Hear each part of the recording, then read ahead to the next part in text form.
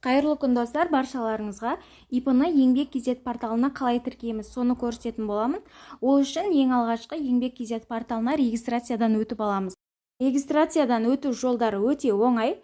Телефон номеріңізді немесе электронный поштаңызды жазып, тіркеліп алсаңыздар болады.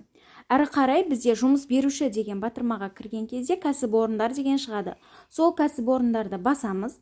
Басқан кезде мінекей ЭЦП таңдау дегенді басасыздар. Осыны таңдап, аутқа файлын таңдайсыздар да, парольдарыңызды жазып кіресіздер осылай.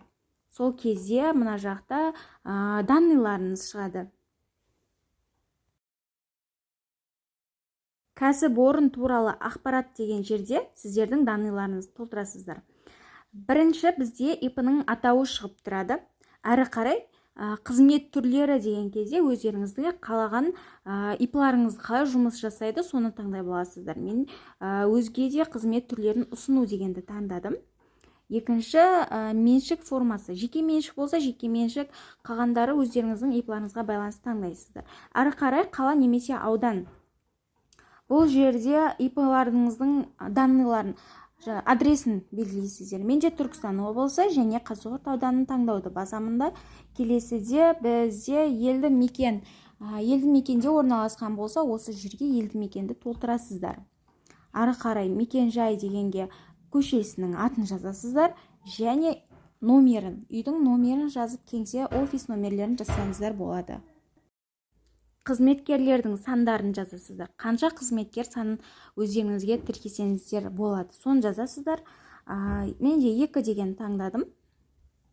Әрі қарай бізде өзіміздің данныйларымыз шығады. Байланыс ақпараттары деген жерде өзіңіздің атыңызды, жөніңізді барлығын толтырасыздар. Аттарыңызды жазып, фамилия, отчество бәрін жазасыздар. Электронный почта және телефон номерлеріңізді обязательно жазасыздар. Қызылмен белгіленіп тұрған жерді толтыру обязательно.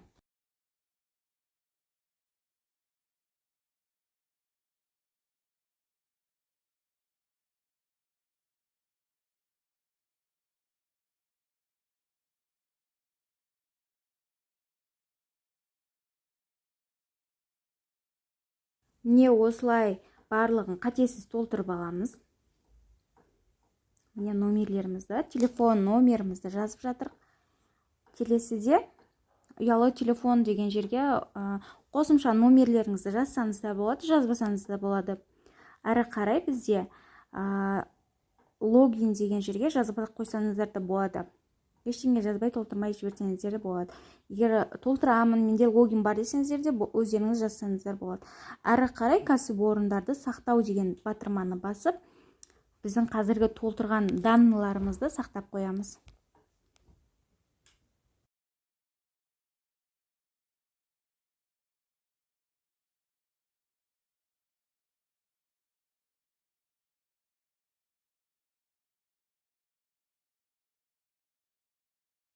Менде мына жерде отчество толтырылмай кетті. Міне осы жерге мен қазір толтырып жазамын.